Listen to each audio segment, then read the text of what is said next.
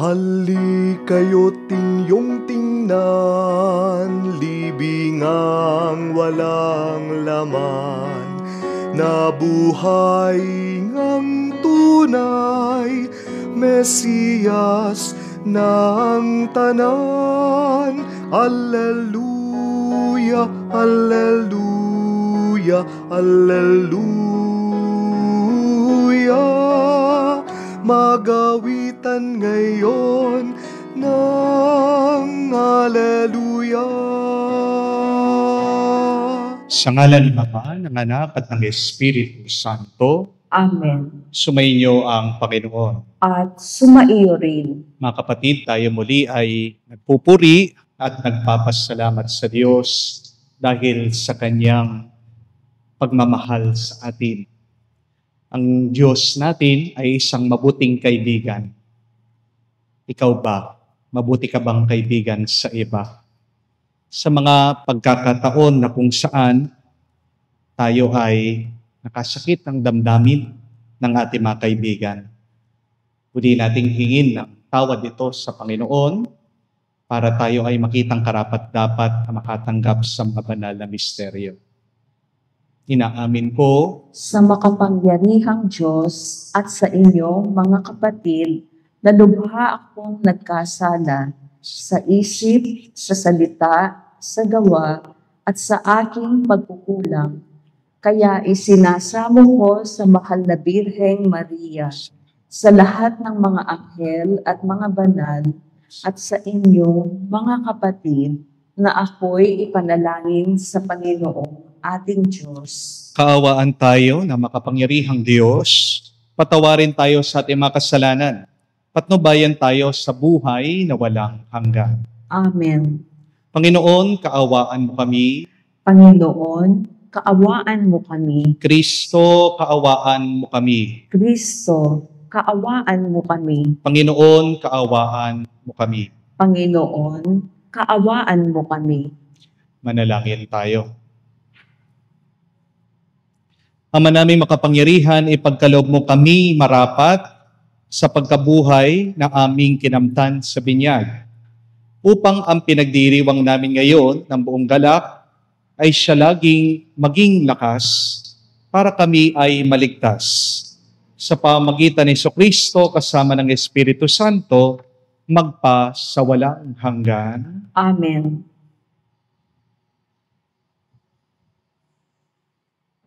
Pagbasa mula sa mga gawa ng mga apostol. Noong mga araw na iyon, minabuti ng mga apostol, ng matatanda at ng buong simbahan na pumili ng ilan sa kanila upang subuin sa Antioquia, kasama nina Pablo at Bernabe. At sinubo nila ang mga pangunahin na mga kapatid, si Judas na tinawag na Barsabas at si Silas. Ipinadala nila ang sulat na ganito ang nilalaman. Kaming mga apostol at matatanda ay bumabati sa mga kapatid na Hentil sa Antioquia, sa Syria at Cilicia. Nabalitaan naming ginugulo kayo ng ilang kasamahang galing Tili, bagamat hindi namin sila inutusan. Di umano'y binabagabag kayo sa pamamagitan ng kanilang sinasabi. Kaya't napagkaisahan naming magpadala sa inyo ng mga sugo. Kasama sila ng ating minamahal na Bernabe at Pablo, na di nag-atubiling itaya ang kanilang buhay sa paglilingkod sa ating Panginoong Hesukristo. Sinusugo nga namin sa inyo sina Judas at Silas upang ipaliwanag sa inyo ang nasasaad sa sulat na ito. Sa udyok ng Espiritu Santo, ang naging pasya namin ay huwag na kayong atangan ng iba pang pasanin, maliban sa mga bagay na talagang kailangan. Huwag kayong kakain ng anumang inihandog sa mga Diyos-Diyosan, ng dugo at ng hayop na binigti. Huwag kayong makikiapid. Layuan ninyo ang mga bagay na ito at mapapabuti kayo. Paalam, pinayaon ang mga sugo. Pagdating sa Antikea, tinipon nila ang mga kapatid at ibinigay ang sulat. Pagkabasa sa liham, ang mga tao'y nagalak dahil sa kanilang narinig. Ang salita ng Diyos. Salamat sa Diyos. Sa gitna ng mga bansa, sabihin, Diyos ay dakila. Sa gitna ng mga bansa, sabihin, Diyos ay dakila. Naghahanda ako, O Diyos. Ako ngayon ay handa na. Purihin ka at awitan ng awiting masisigla. Gumising ka, katawan ko. Gumising ka, kaluluwa.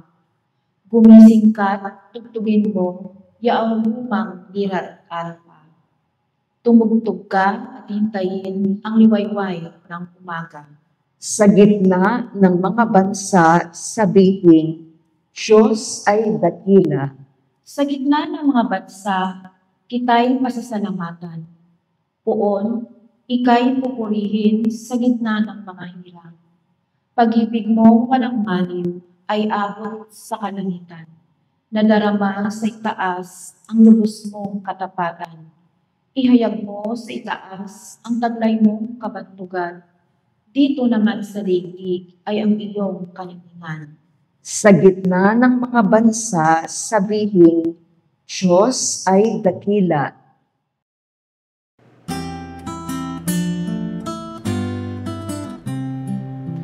Alleluia, alleluia, alleluia, alleluia, alleluia, alleluia, alleluia, alleluia, alleluia, alleluia, alleluia, alleluia. Aking mga kaibigan, alam ninyo ang tanan na mula sa Amang Mahal. Alleluia, Alleluia. Sumainyo ang Panginoon. At sumaiyo rin, Ang mabuting balita ng Panginoon ayon kay San Juan. papuri sa iyo, Panginoon. Nung panong yun, sinabi ni Jesus sa kanyang mga alagad, ito ang aking utos, mag-ibigan kayo gaya ng pag-ibig ko sa inyo. Wala pang pag-ibig na hihigit pa sa pag-ibig ng isang taong nag-aalay sa kanyang buhay para sa kanyang mga kaibigan. Kayo'y mga kaibigan ko kung tinutupad ninyo ang mga utos ko. Hindi ko na kayo inaaring alipin, sapagkat hindi alam ng alipin ang ginagawa ng kanyang Panginoon. Sa halip, inaari ko kayong mga kaibigan, sapagkat sinabi ko sa inyo ang lahat ng narinig ko sa aking Ama. Hindi kayo ang pumili sa akin. Ako ang pumili at humirang sa inyo upang kayo'y humayo at mamunga.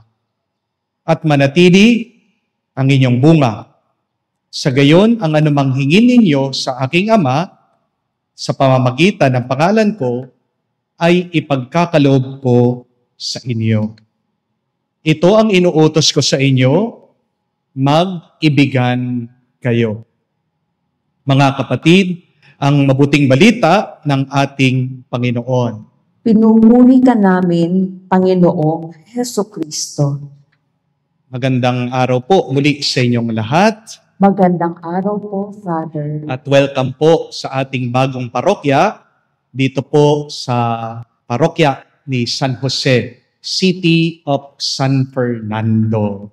Sana po kayo ay nasa mabuting kalagayan. Pagpasensya nyo na po kung medyo magulo pa. Tayo po ay nag-a-adjust pa dito sa ating bagong parokya. Pero sabi ko nga po, tuloy pa rin ang ating pong misa. Dahil ang ating misa ay ang pagkain ng ating kaluluwa. Kahit na ano po ang inyong kalagayan, kahit na ano ang ating pinagdadaanan, kahit na ano ang ating nararamdaman, isang bagay sana ang hindi natin makalimutan. Yan ang palagi tayong magsimba at manalangin. Because remember, my dear friends, a day without prayer is a day without power. Amen? And the highest form of prayer is the Holy Eucharist, the Mass. Kung gusto mong matanggap, makaranas, pinakamagandang uri, pamamaraan ng pagdarasal, magsimba ka. Kaya nga po, ako ay nagpapasalamat, nagagala sa inyong lahat. Tayo po ay nagkikita-kita, nagkakaisa, kahit dito lang po sa ating banal na misa online. Kung kayo po ang tatanungin ko, ano pong mas pipiliin nyo? 30 million pesos or 30 million loyal friends? Ano po? Mas maraming pera o mas maraming totoo at tapat na kaibigan? Madali lang pong sagot dyan. Hindi po ba? Siyempre, pera ang pipiliin mo. Hindi po ba? Joke lang po. Opo, maganda po yung meron kayong 30 million pesos. Amen? Pero mas mabuti, mas maganda kung meron kang 30 million loyal friends. Amen? Bakit po? Kasi isipin niyo po ito. Kung meron kang 30 million na tapat na kaibigan, humingi ka lang ng tigpa 5 pesos sa kanila, so 30 million times 5, that is 150 million pesos. Di ba? Mabigat ba yung 5 piso? Di ba hindi? Kung meron po kayong 30 million loyal friends, mag-business ka na, magnegosyo ka na, kahit na piso lang ang ipatong mo. Yun lang yung profit mo, ha? Pabilihan mo yung mga 30 million loyal friends mo. Araw-araw, di po ba? Daily, meron kang 30 million pesos. Kung meron kang 30 million loyal friends, tumakbo ka na sa pagkapolitika. Siguradong panalo ka. Amen? Baka pa nga maging kang pangulo eh. Di po ba? Bukod po sa pera, mas mahalaga, mas maganda ang may tunay, totoo, at tapat na kaibigan. Do not underestimate the power of true friends. Kasi hindi lang naman po kayamanan ang pwedeng ibigay ng mga kaibigan sa atin. Ang tunay na kaibigan, nagbibigay ng tuwa, ng galak, ng lakas, at ng pag-asa. As the Bible says in the book of Proverbs, read it, a sweet friendship refreshes the soul. And one of the blessings of God to us is by giving us true friends. Baka naman, nalulungkot ka kapatid kasi wala kang tunay na kaibigan. Hindi po natin kailangan na maraming kaibigan eh. Di po ba? Because one true friend is worth more than 1,000 fake ones.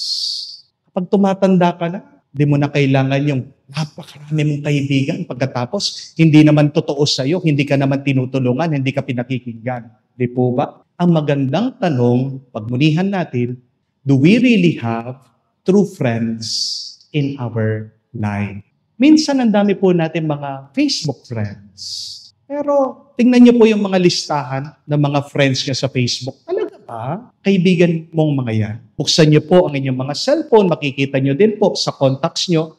Ang dami, mga names, ang dami mga pangalan, di po ba? Kaibigan mo ba talaga yung mga yan? Aminin niyo, minsan, malungkot na kwento, yung asawa mo, hindi mo man kaibigan.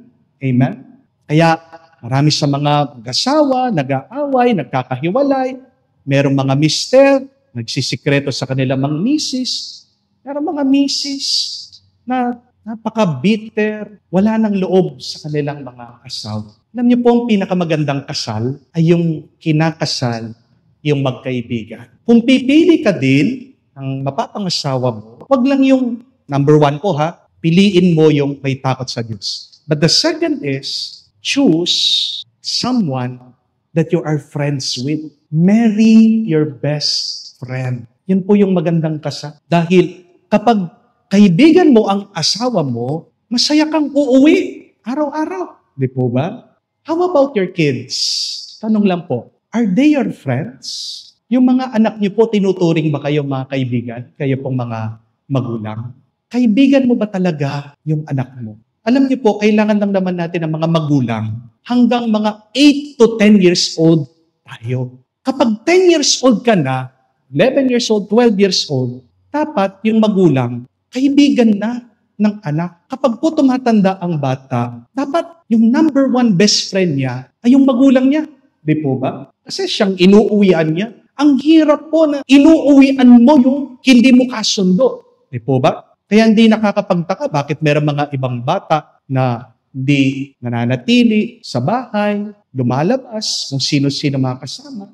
Yan po yung dahilan. Kasi hindi kaibigan ng bata ang magulang. Kapag tumatanda ng bata, dapat ang best friend niya ay yung magulang niya. Kasi kapag po nalilito na tayo sa buhay, tanong po, kanino mo sasabihin yung iyong sikreto, yung iyong nararamdaman? Sa magulang o sa boss?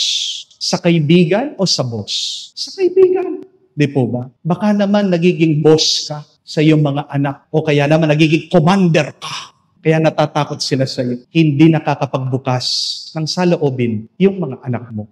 Stop being a parent to your children and start becoming a friend to them. And you would see your children will become happier, better, and holier.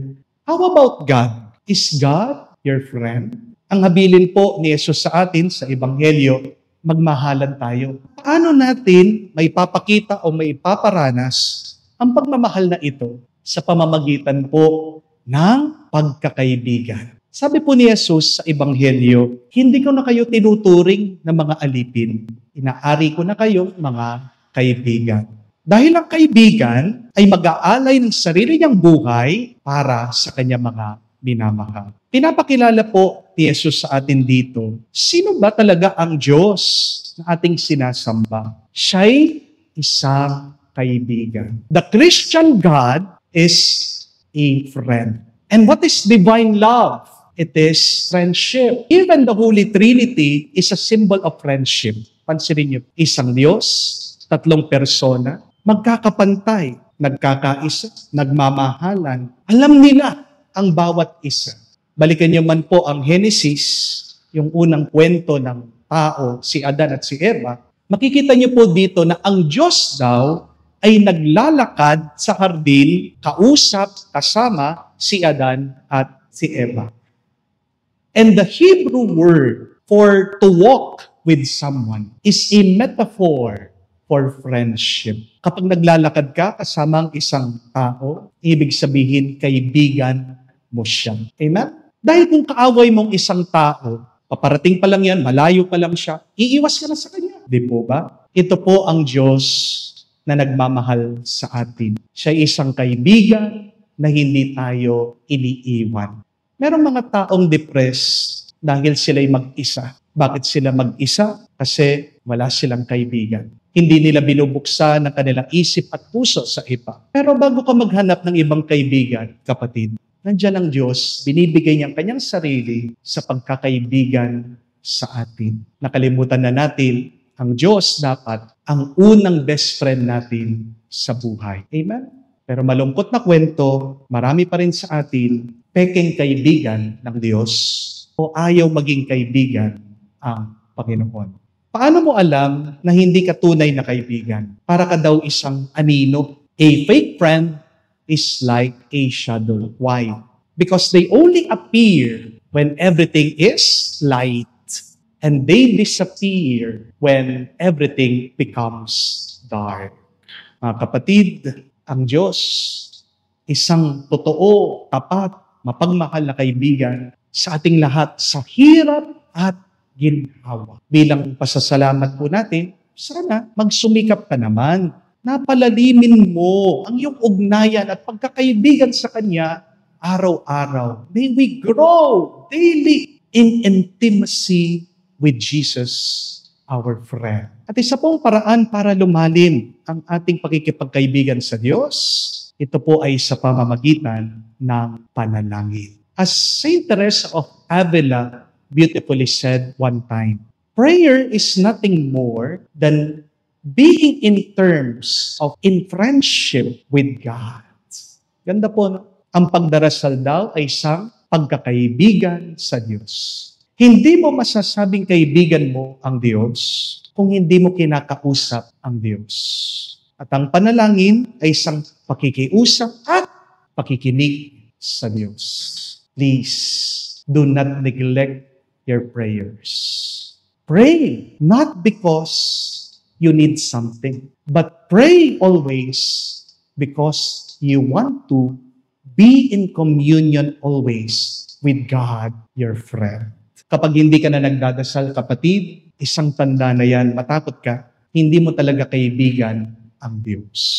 Dahil kung kaibigan mo ang Diyos, gusto mo siyang palaging kausap at gusto mo siyang palaging naririnig. Amen? Wala na pong ibang pinakamasakit na karanasan kung hindi yung nabubuhay ka mag-isa. Walang nagmamahal, walang nagmamalasakit, wala kang kasama. Mga kapatid, ginawa po tayo ng Diyos para maging masaya. Magiging tunay lang tayong masaya kung meron tayong mga tunay na kaibigan. Hayaan mo naman, maging tunay mong kaibigan ang Diyos sa iyo. Makikita mo, mararanasan mo, giginhawa ang kaluluwa mo. Amen.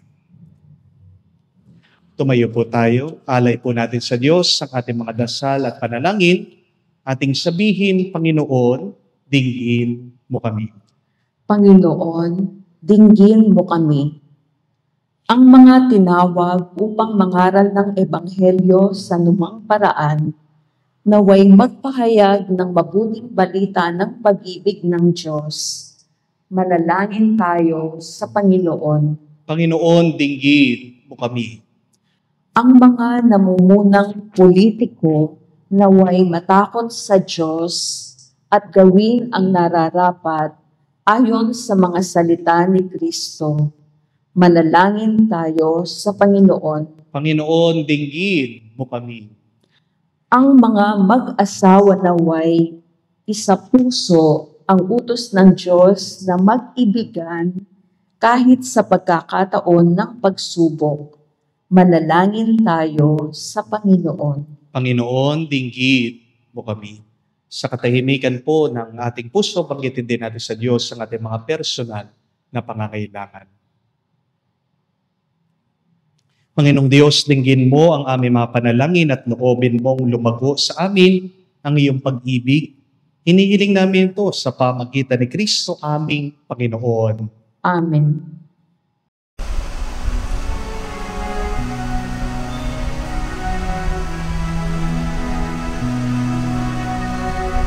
Aming ating alay na ito, ang tinapay na nagmula sa pagpapala mo, at tanggapin ang alak na ito, inuwing inihain sa'yo. Mahal naming Diyos, iyong tanggapin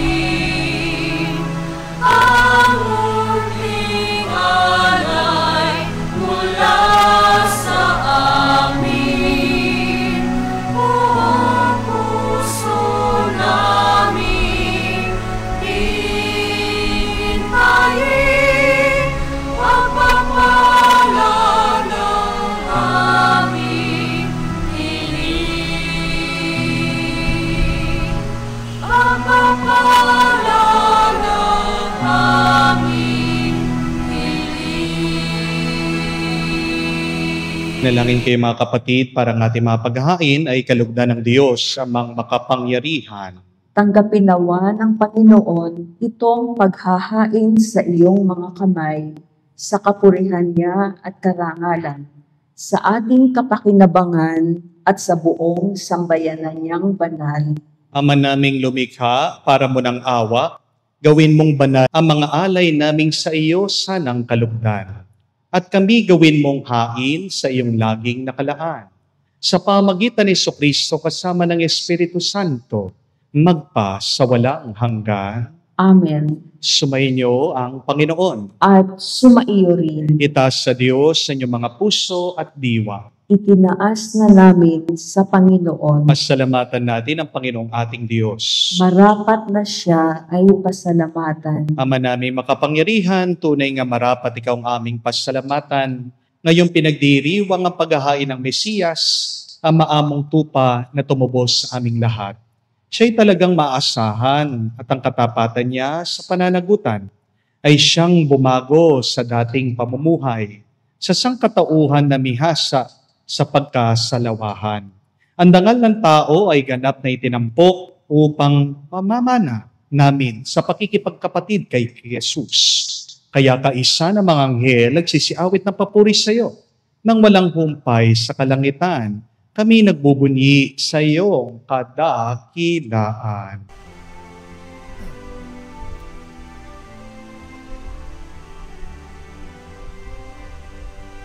Santo, Santo, Santo, Panginoong Diyos ng mga hukbo, napupuno ang langit at lupa ng kadakilaan mo.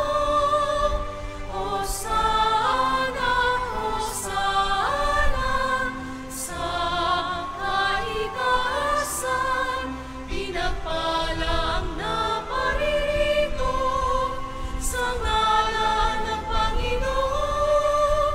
Hosana, Hosana, sa kaitaasan. Hosana, Hosana, sa kaitaasan.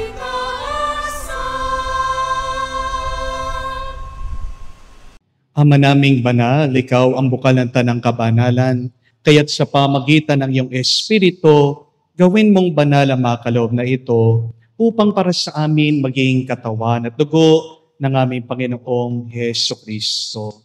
Bago niya pinagtiis ang pusang loob na maging handog, hinawakan niyang tinapay, pinasalamatan kanya, pinaghati-hati niya iyon, inabot sa kanya malagad at sinabi, "Tanggapin ninyong lahat ito at kanin.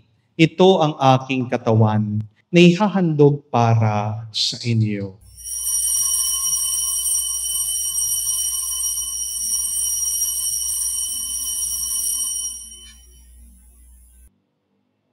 Gayon din naman na matapos ang hapunan, hinawakan niya ang kalis. Muli kanyang pinasalamatan.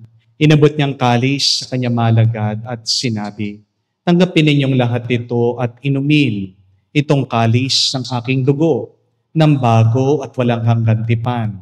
Ang aking dugo na ibubuhos para sa inyo at para sa lahat, sa ipagpapatawad ng mga kasalanan.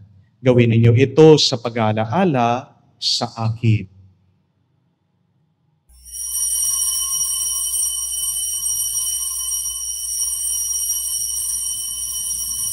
Ang misteryo ng pananampalataya.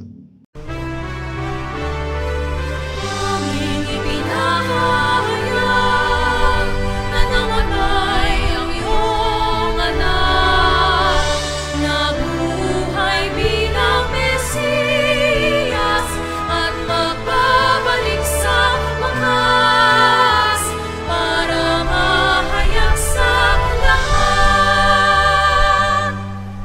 Ang mga ginagawa namin ngayon ng pag-alaala sa pagkamatay, muling pagkabuhay ng iyong anak. Kaya tinialay namin sa iyong tinapay nagbibigay buhay at ang kalis sa nagkakaloob ng kaligtasan. Kami nagpapasalamat dahil kami yung minarapat na tumayo sa harap mo para maglingkod sa iyo. Sinasamo namin kami magsalo-salo sa katawan at dugo ni Kristo ay mabuklod sa pagkakaisa sa pamamagitan ng Espiritu Santo. Kamalingapin mong iyong simbahan, laganap sa buong daigdig. Puspusin mo kami sa pag-ibig. Kaisa ni Leon, ang aming Santo Papa, Florentino, aming Arsobispo at ng Tanang Kaparian. Alalahain mo rin ang aming mga kapatid na nahimlay may pag-asang sila'y muling mabubuhay. Gayon din naman lahat ng mga pumanaw. Kawan mo sila't patuloyin sa iyong kaliwanagan. Kawan mo at pagindapatin kaming lahat na makasalo sa iyong buhay na walang wakas.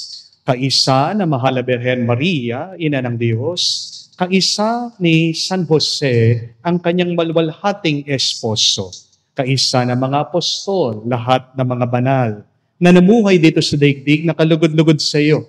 May pagdiwang nawa namin ang pagpupuri sa kararangal mo sa pamamagitan ng iyong anak, aming Panginoong Hesus Kristo. Sa pamamagitan ni Kristo, kasama niya at sa Kanya, ang lahat ng parangal at papuri ay sa iyo, Diyos Ama, makapangyarihan, kasama ng Espiritu Santo, magpasawalang hanggan. Amen, amen, amen. Sa nakakagaling na utos sa turo ni Jesus sa Panginoon natin at Diyos, ipahayag natin ang lakas loob.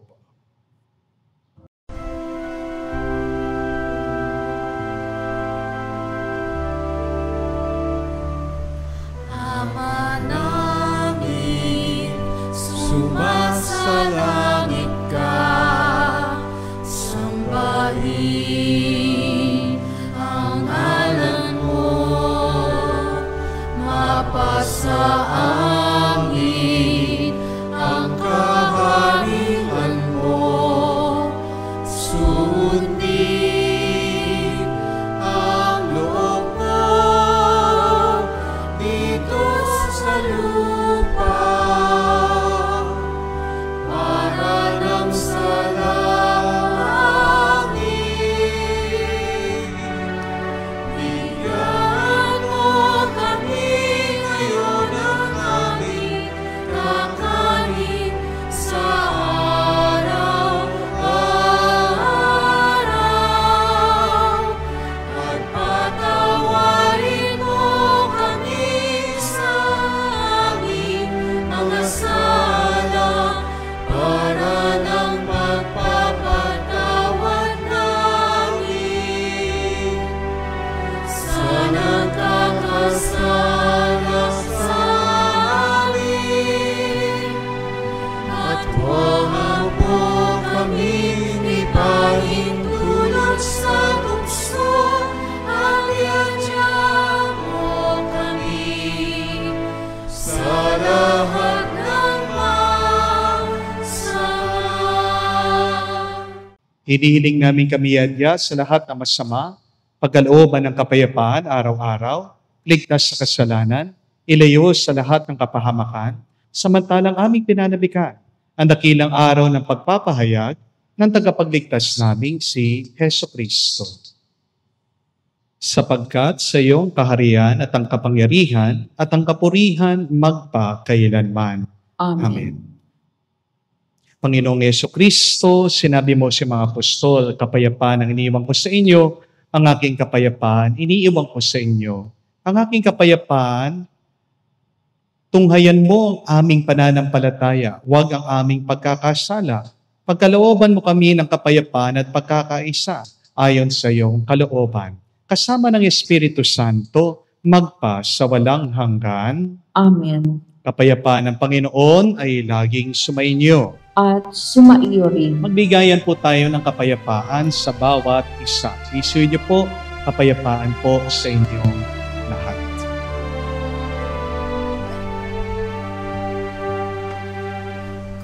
Kordero ng Diyos na nag-aalis ng mga kasalanan ng sanlibutan, maawa ka sa amin, maawa ka sa amin. Kordero ng Diyos na nag-aalis ng mga kasalanan ng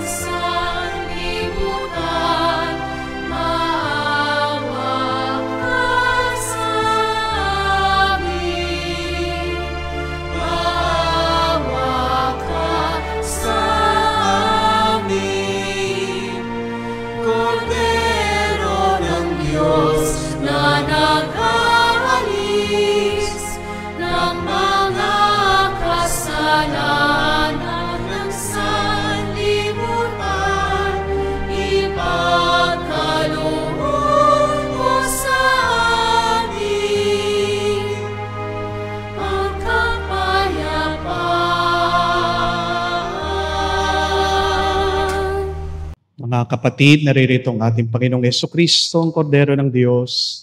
Siya nag-aalis sa mga kasalanan ng sanlibutan. Mapalad tayong lumalapit sa piging ng Kordero. Panginoon, hindi ako karapat-dapat na magpatuloy sa iyo, ngunit sa isang salita mo lamang ay gagaling na ako.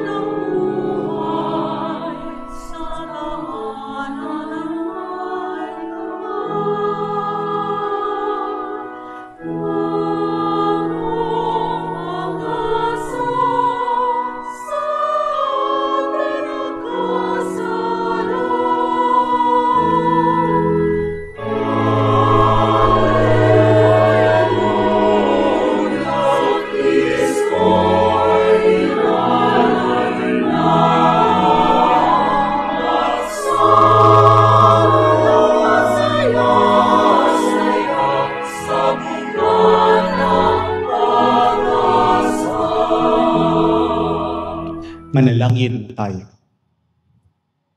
Ama naming mapagmahal, sa pinagsaluhan namin banal na pagkikinabang, ang amin nawang pag-ibig ay lalong madagdagan, na ginawa namin sa pag-alaala sa anak mong mahal, na nagutos si pagdiwang ang huling hapunan, sa pamagitan niya kasama ng Espiritu Santo, magpa sa walang hanggan. Amen.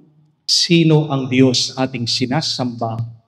Siya ay isang Diyos ng pag-ibig at pagmamahal. At ano ang muka ng pag-ibig at pagmamahal na ito? Ito ay ang muka ng isang kaibigan. Kung tayo ay mula, ginawa ng isang Diyos ng pagmamahal at nakikipagkaibigan, dapat tayo din ay maging kaibigan sa Diyos at sa iba. Kaya naman, di niyo po ba napansin kapag meron kang kaaway, hindi ka mapakali, nakukonsensya ka, hindi ka palagay. Kaya naman po, kung meron man tayong mga tao pa rin hanggang ngayon na masama ang ating loob, patawarin na natin sila. Please try to be a more good, faithful friend to other people. Start with your husband, with your wife, especially to your kids. Nobody needs a parent when they become old. As we grow old, we need more faithful friends. We need God as our friend because, as the Bible says, the sweetest friendship refreshes the soul. Pagdasal niyo po yung mga kaibigan niyo, pagdasal niyo po ang inyong sarili na maging totoo at tapat kayong kaibigan sa Diyos. Paano? Huwag ka sanang magsawang magdasal at manalangin araw-araw.